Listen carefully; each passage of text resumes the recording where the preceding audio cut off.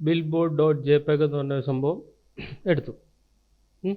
അപ്പം എനിക്ക് ഇതിൻ്റെ അകത്തൊരു ഒബ്ജക്റ്റിനെ പ്ലേസ് ചെയ്യണം. അപ്പോൾ അതിന് വേണ്ടിയിട്ട് നമ്മൾ ചെയ്യുന്നതെന്ന് പറഞ്ഞാൽ ആദ്യമേ നമ്മൾ ലെയർ നമുക്ക് അഥവാ ഇവിടെ കണ്ടില്ല എന്ന് വിചാരിച്ചു, ലെയർ കണ്ടില്ല എന്നുണ്ടെങ്കിൽ വിൻഡോയ്ക്കകത്ത് ഇതുണ്ട് ലെയേഴ്സ് എന്ന് പറഞ്ഞ ഓപ്ഷൻ ഉണ്ട്. എന്ത് കണ്ടില്ല എന്നുണ്ടെങ്കിലും എവിടെ കാണും? അത് വിൻഡോസിൻ്റെ അകത്ത് കാണും. ഞാൻ ലെയേഴ്സ് എടുത്തു കഴിയുമ്പോൾ ഇതിൻ്റെ അകത്താണ് നമ്മുടെ ഫസ്റ്റ് ലെയർ ഇരിക്കുന്നത്. കണ്ടോ? ഇത് ലോക്കായിരിക്കും. ലോക്ക് മാറ്റണമെന്നുണ്ടെങ്കിൽ എന്ത് ചെയ്യുക? ഒരു വട്ടത്തെ ഇതിൽ ജസ്റ്റ് ക്ലിക്ക് ചെയ്ത് കൊടുത്തു കഴിഞ്ഞാൽ indicates layer is partially locked എന്നാണ്. അപ്പോൾ ഒരു വട്ടം ക്ലിക്ക് ചെയ്യുമ്പോൾ ഇത് ഓട്ടോമാറ്റിക്കായിട്ട് എന്താവും? അൺലോക്ക് ആവും. എനിക്ക് വേണ്ടതെന്ന് പറഞ്ഞാൽ ഇവിടെ ഒരു പോസ്റ്റർ വെച്ച് കൊടുക്കുക എന്നുള്ളതാണ് എൻ്റെ ഉദ്ദേശം. പോസ്റ്റർ തന്നെ ആവണമെന്നില്ല. ഇപ്പം ഞാൻ ടൈപ്പ് ചെയ്ത ഒബ്ജക്റ്റ് ആണെങ്കിൽ അത് വെച്ച് കൊടുക്കണം. ഓക്കെ. അപ്പോൾ അതിന് ഞാൻ വേണ്ടി ചെയ്യുന്ന പരിപാടി എന്ന് പറഞ്ഞു കഴിഞ്ഞാൽ നമ്മൾ ആദ്യമേ എന്താണ് ഇവിടെ വെച്ച് കൊടുക്കേണ്ടത് എന്ന് നമ്മൾ തീരുമാനിക്കുക. അപ്പോൾ ഞാൻ പറയണം എനിക്കിതിൻ്റെ അകത്തൊരു പുതിയ ലെയറിലാണ് എനിക്കിത് വെച്ച് കൊടുക്കേണ്ടത്. എന്നാലേ എനിക്കിതിനെ കൺട്രോൾ ചെയ്യാൻ പറ്റുള്ളൂ, അല്ലേ? എന്നാലേ കൺട്രോൾ ചെയ്യാൻ പറ്റുള്ളൂ. അപ്പോൾ ഞാനിവിടെ ഒരു പുതിയ ലെയർ എടുത്തു. ഇനി നിങ്ങൾക്ക് എന്ത് ഒബ്ജക്റ്റാണ് ഇവിടെ പ്ലേസ് ചെയ്യേണ്ടതെന്നുള്ള കാര്യമാണ്. ഓക്കെ. അപ്പോൾ ഞാൻ പറയണത് എനിക്ക് ഇതിൻ്റെ അകത്തൊരു ടൈറ്റിലാണ് വെക്കേണ്ടതെന്ന് വെച്ചോ. ഉദാഹരണത്തിന് ഞാനിപ്പോൾ ടൈറ്റിൽ ഞാനിവിടെ ഇങ്ങനെ ടൈപ്പ് ചെയ്ത് കൊടുക്കുകയാണ്. ടൈറ്റിലിൻ്റെ ഇങ്ങനെ ഓട്ടോമാറ്റിക്കായിട്ട് ഇങ്ങനെ വരും. അപ്പം ഞാൻ ഇതിൻ്റെ അകത്ത് ഗ്രാഫിക് ഡിസൈനിങ് എന്ന് ടൈപ്പ് ചെയ്തു. ഓക്കെ. അപ്പോൾ എനിക്ക് ഇതിനെയാണ് ആക്ച്വലി ഇവിടെ പ്ലേസ് ചെയ്യേണ്ടത്, ഈ ഒരു ഭാഗത്ത് പ്ലേസ് ചെയ്യേണ്ടത്. അപ്പോൾ സ്വല്പം കൂടെ ചെറുതാക്കി വെച്ചാലും കുഴപ്പമൊന്നുമില്ല. Ctrl+T അടിക്കുന്നു, ഞാൻ അതിനെ നല്ലവണ്ണം ചെറുതാക്കുന്നു. കണ്ടോ? ഈ ഒരു പോർഷൻ ചെറുതാക്കുന്നു. പിന്നെ നമുക്ക് എങ്ങനെ വേണം അഡ്ജസ്റ്റ് ചെയ്യാം, കുഴപ്പമില്ല. ഇങ്ങനെ ഇരുന്നോട്ടെ. അതിനുശേഷം എനിക്കിതിനെ സെലക്ട് ചെയ്യണം. ഏതാണ്? ഈ ഒരു ഭാഗം സെലക്ട് ചെയ്യണം. സോ ഇവിടെ വെച്ചിട്ട് റൈറ്റ് ക്ലിക്ക് ചെയ്ത് കഴിഞ്ഞാൽ സെലക്ട് പിക്സൽസ് എന്ന് പറഞ്ഞൊരു ഓപ്ഷൻ ഉണ്ട്. കണ്ട? Select pixels. അപ്പോൾ എന്ത് പറ്റും എന്ന് പറഞ്ഞാൽ ഈ പിക്സൽസ് കംപ്ലീറ്റ് അങ്ങ് സെലക്ട് ആവും. ഞാനിതിനെ ഓഫ് ചെയ്ത് കഴിഞ്ഞാൽ എന്ത് പറ്റും? അത് പോയി. ഇനി നമുക്കതിൻ്റെ ആവശ്യമില്ല. പുതിയ ലെയർ എടുക്കുക. പുതിയ ലെയർ എടുത്തിട്ട് ഫിൽറ്ററിൻ്റെ അകത്ത് വാനിഷിങ് പോയിൻറ്റ് അതിലൊരു വട്ടം ക്ലിക്ക് ചെയ്യുമ്പോൾ നമുക്കിതാ ഈ ഒരു വാനിഷിങ് പോയിൻ്റ് ഇവിടെ ആക്റ്റീവായിട്ട് വരും. അപ്പം നമുക്ക് എത്ര കോർണറുണ്ട്? 4 കോർണറുണ്ട്. ഒന്ന്, രണ്ടാമത്തെ കോർണറിലോട്ട് പോകുന്നു, അടുത്ത കോർണറിലേക്ക് പോകുന്നു, ഈ കോർണറിലേക്ക് വയ്ക്കുന്നു. ഇരുന്നോ? കറക്റ്റായിട്ട് ഇരുന്നോ? ഇരുന്നു. ഇനി Ctrl+V അടിച്ചിട്ട് നമ്മൾ പേസ്റ്റ് ചെയ്ത സംഭവം ഇവിടെ കൊണ്ടുവച്ച് Ctrl+V അടിച്ചിട്ട് പേസ്റ്റ് ചെയ്ത് കൊടുക്കുക. Ctrl+V. അപ്പോൾ അവിടെ നിന്ന് നമ്മൾ കറക്റ്റായിട്ട് കോപ്പി ചെയ്തിട്ടില്ല എന്നുണ്ടെങ്കിൽ എന്ത് പറ്റും? ഇവിടെ പേസ്റ്റ് ആവില്ല.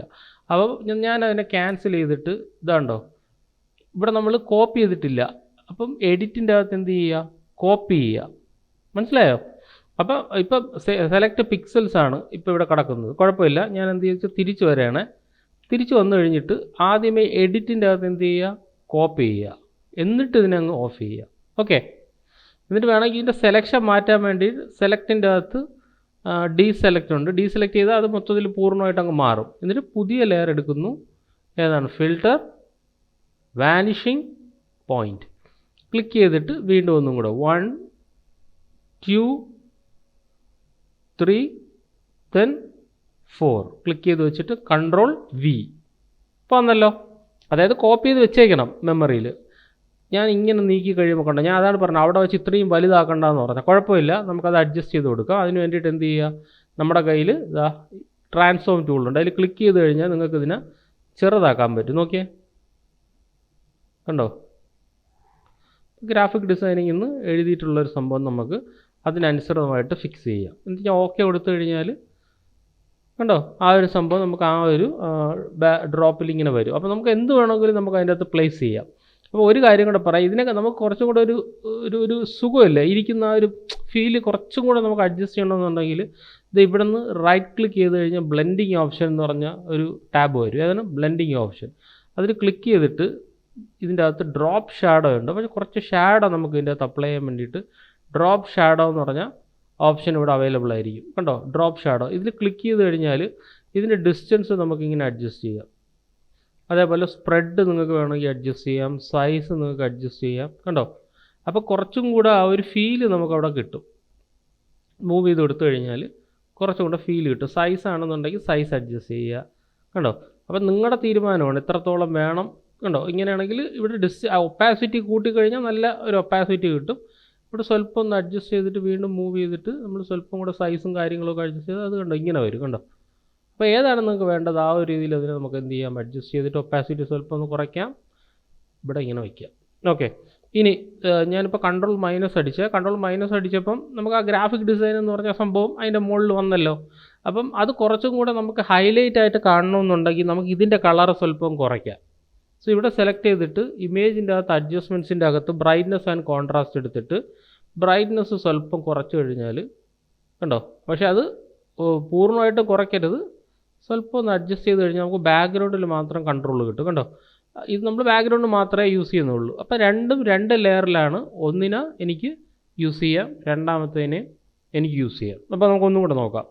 ഓക്കെ, അപ്പോൾ ഞാൻ ചെയ്യുന്നത് ഇനി എഴുതിയെടുത്തോണം. ഇനി ഞാൻ ആദ്യം ഒരു ഒബ്ജക്റ്റിനെ സെലക്ട് ചെയ്തു, മീൻസ് ഒരു പിക്ചർ സെലക്ട് ചെയ്തു. പിക്ചറിൻ്റെ അകത്ത് നമുക്ക് ലോക്കുണ്ട്, ആ ലോക്കിനെ ഞാൻ അൺലോക്ക് ചെയ്തു.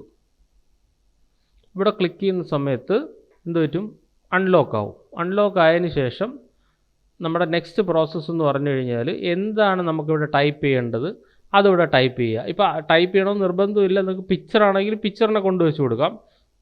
ഇപ്പോൾ തൽക്കാലം ഞാൻ ടൈപ്പ് ചെയ്ത് കൊടുക്കാം. സെലക്ട് ചെയ്തിട്ട് ഞാനിപ്പം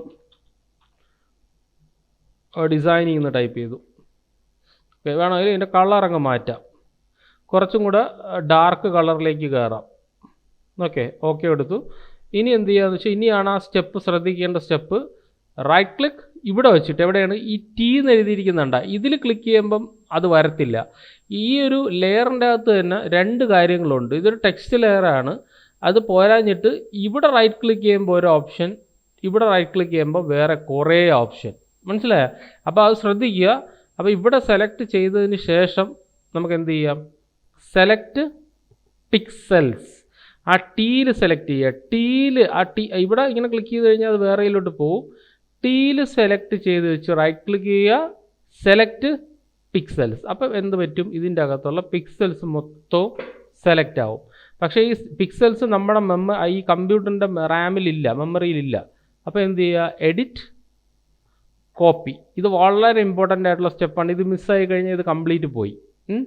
അതിനുശേഷം പിന്നെ നമുക്കിത് കാണേണ്ട ആവശ്യമില്ല.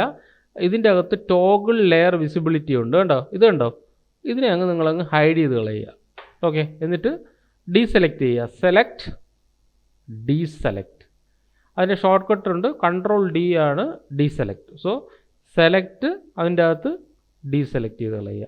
അതിന് ശേഷം നമ്മൾ ലെയറിൻ്റെ അകത്ത് പോയിട്ട് ഒരു പുതിയ ലെയർ എടുക്കുക, പുതിയ ലെയർ. നെക്സ്റ്റ് പ്രോസസ്സ് അത് ഡീസെലക്ട് ചെയ്ത് കഴിഞ്ഞു, അത് സെലക്ട് ചെയ്തു, കോപ്പി ചെയ്തു, ഡീസെലക്ട് ചെയ്തു. എന്നിട്ട് ഞാൻ ഒരു പുതിയ ലെയർ എടുക്കുന്നു. ആ പുതിയ ലെയറിൻ്റെ അകത്ത് filter vanishing point. Vanishing point shortcut എന്ന് പറഞ്ഞാൽ alt control V. Vanishing point shortcut എന്ന് പറഞ്ഞാൽ ഓൾട്ട് കൺട്രോൾ വി ആണ് വാനിഷിംഗ് പോയിൻറ്റിൻ്റെ ഷോർട്ട് കട്ട്. അപ്പോൾ ഞാൻ ഒരു വട്ടം ഇങ്ങനെ ക്ലിക്ക് ചെയ്യുമ്പോൾ നമ്മൾ നേരെ ഇതിലോട്ട് കയറിപ്പോവും. ഓക്കെ, അത് നമ്മൾ ഈ ലെയറിൽ നിന്നാലും, മനസ്സിലായില്ലേ, ഈ ബ്ലാങ്ക് ലെയറിൽ നിന്നാലും വാനിഷിംഗ് പോയിൻ്റ് എടുക്കുമ്പോൾ ബ്ലാങ്ക് ലെയറിലല്ല പോകുന്നത്, മനസ്സിലായോ? അപ്പം ഫിൽട്ടർ ഏതാണ്, വാനിഷിംഗ് പോയിൻ്റ്. ഓക്കെ, അതിന് ശേഷം ഇവിടെ ഒരു ഡോട്ട് വരും. ആ ഡോട്ട് വെച്ചിട്ട് 1 2 3 and 4 ക്ലിക്ക് ചെയ്യുക.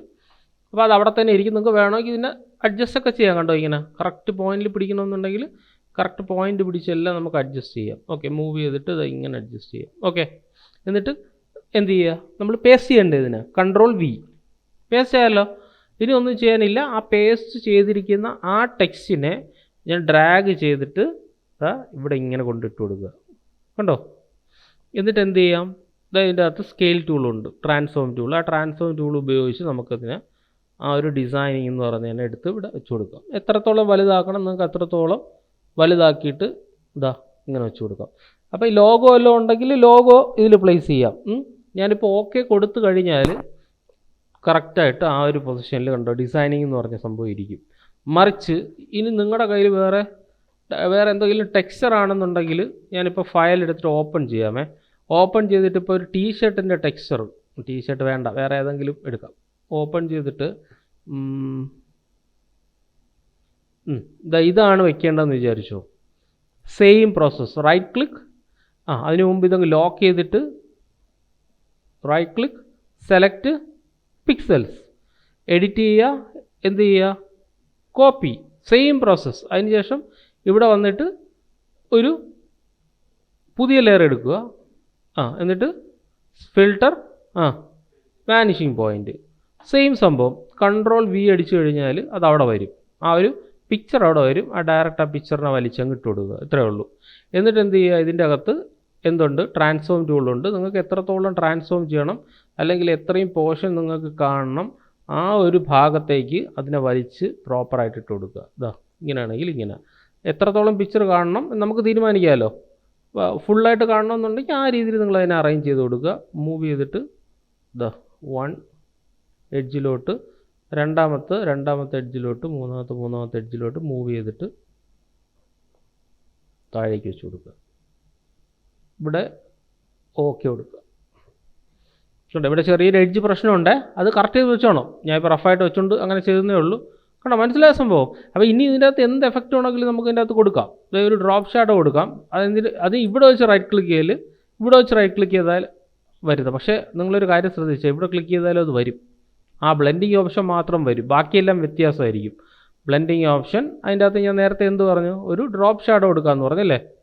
കണ്ട, അപ്പോൾ ആ ഒരു എഡ്ജിന് കുറച്ചും കൂടെ ഒരു തിക്നെസ് കിട്ടും. നോക്കിയേ, കണ്ടോ, ആ ഒരു എഡ്ജ് നമുക്ക് സ്വല്പം കൂടെ ഒന്ന് സ്പ്രെഡും കാര്യങ്ങളും എല്ലാം കൊടുത്താൽ ആ എഡ്ജിൽ നമുക്ക് സ്വല്പം കൂടെ ഒരു തിക്നെസ്സും കാര്യങ്ങളും കിട്ടും. ഒപ്പാസിറ്റി എല്ലാം സ്വല്പം കൂടെ നോക്കിയേ, ശ്രദ്ധിച്ച് നോക്കിയേ.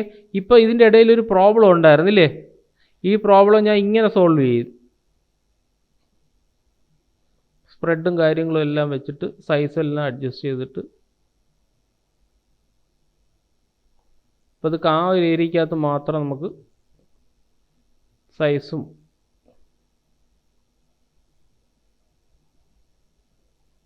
ഒപ്പാസിറ്റിയാണ് ഇമ്പോർട്ടൻറ്റ്. പതുക്കെ ഒപ്പാസിറ്റിയും കൂട്ടുക, എന്നിട്ട് സ്പ്രെഡും സ്വല്പം കൂട്ടുക, സൈസും സ്വല്പം ഒന്ന് ഇൻക്രീസ് ചെയ്യുക. ഓക്കെ, നോയ്സിൻ്റെ ആവശ്യമില്ല. ആംഗിൾ വേണമെങ്കിൽ അങ്ങോട്ടും ഇങ്ങോട്ടും കറക്കാം, എന്നിട്ട് മൂവ് ചെയ്യുക. ഒരു ഡ്രോപ്പ് ഷാഡോ വേണമെങ്കിൽ ഒരു ഡ്രോപ്പ് ഷാഡോ കൂടെ കൊടുക്കാം. കണ്ടോ, ഇപ്പം നോക്കിയേ അത് ഫില്ലായില്ലേ. അപ്പം ആ രീതിയിൽ വേണമെങ്കിൽ നമുക്ക് അഡ്ജസ്റ്റ് ചെയ്ത് എടുക്കാം. കണ്ടോ, സ്വല്പം ഒന്ന് മൂവൊക്കെ ചെയ്ത് കഴിഞ്ഞാൽ ആ ഏരിയ അങ്ങ് ഫില്ലാവും. സൈസും സ്വല്പം കണ്ടോ, ഇപ്പം കണ്ടോ കുറച്ചും കൂടെ ഒരു അതവിടെ ഇരിക്കുന്ന ഒരു ഫീലായി ഇല്ലേ. ആ എഡ്ജ് കുറച്ചൊന്ന് ബ്ലറായി. അങ്ങനെ ചെയ്യണമെന്നില്ല കേട്ടോ, അതങ്ങ് പെർഫെക്റ്റ് ആക്കിയിട്ട് ചെയ്താൽ മതി, അതിന് ശേഷം ഇങ്ങനെ കൊടുത്താൽ മതി. അപ്പോൾ ഇപ്പം നോക്കിയേ, ഇതാണ് ഉണ്ടായിരുന്നപ്പോഴും ഇല്ലായിരുന്നപ്പോഴും ഉള്ള വ്യത്യാസം. 1 2 കണ്ടോ, 1 2 മനസ്സിലായോ. അപ്പോൾ ഈ ഒരു രീതിയിൽ എന്ത് ചെയ്യാൻ പറ്റും, നമുക്ക് ഏതൊരു ഇങ്ങനെയുള്ള പെർസ്പെക്റ്റീവ് ബോർഡുകളിലും നമ്മൾ സംഭവത്തിന് ഫിക്സ് ചെയ്യുന്നത് ഈ രീതിയിലാണ്. അതായത് ഇപ്പോൾ നമ്മളൊരു ഡിസൈൻ ചെയ്തിട്ട് ഡിസൈനർക്ക് കൊടുക്കുന്ന സമയത്ത് നമുക്ക് പല രീതിയിലുള്ള മോക്കപ്പിൽ വെച്ച് കൊടുക്കാം. ഇപ്പോൾ ലോഗോ ഇങ്ങനത്തെ ഒരു സ്ഥലത്ത് ഇരിക്കുകയാണെങ്കിൽ എങ്ങനെ ഇരിക്കും, ഒരു പെട്ടിയിലിരിക്കുകയാണെങ്കിൽ എങ്ങനെ ഇരിക്കും, പെട്ടിയിലും ഇതേ സെയിം പ്രോസസ്സ് തന്നെയാണ്, ഞാൻ കാണിച്ചു തരാം. പിന്നെ ഒരു പെട്ടി മീൻസ് ഒരു ബോക്സിലിരിക്കുമ്പോൾ എങ്ങനെ ഇരിക്കും, പിന്നെ വേറെ ബോർഡായി ഇതായി, പിന്നെ വേറെ എന്തുണ്ട്, ഒരു ബുക്കിലിരിക്കുമ്പോൾ എങ്ങനെ ഇരിക്കും. അങ്ങനെ നമ്മൾ ഒരു ഉണ്ടാക്കിയൊരു ഒബ്ജക്റ്റ് ക്ലയൻറ്റിന് കൊടുക്കുന്ന സമയത്ത് നമ്മൾ പല പല മോക്കപ്പിൽ അവർക്ക് കൊടുക്കും ഇല്ല, എന്നാലേ കാണാൻ ഒരു സുഖം കാണുള്ളൂ. അല്ല വെറും ഒരു ലോഗോ എടുത്തിട്ട് കാര്യമില്ല. ആ ലോഗോ എങ്ങനെയൊക്കെ നമുക്ക് ഏതൊക്കെ ഒബ്ജക്റ്റിൽ വെക്കുമ്പോൾ എങ്ങനെയൊക്കെ ഇരിക്കും എന്ന് പറഞ്ഞ ഒരു 5 സംഭവങ്ങളിൽ നമ്മൾ വെച്ച് കൊടുക്കുമ്പം കുറച്ചും കൂടെ ഒരു ഇതായിരിക്കും, അവർക്കൊരു കുറച്ചും കൂടെ ഒരു ഐഡിയ കിട്ടും. പിടികിട്ടിയ സംഭവം.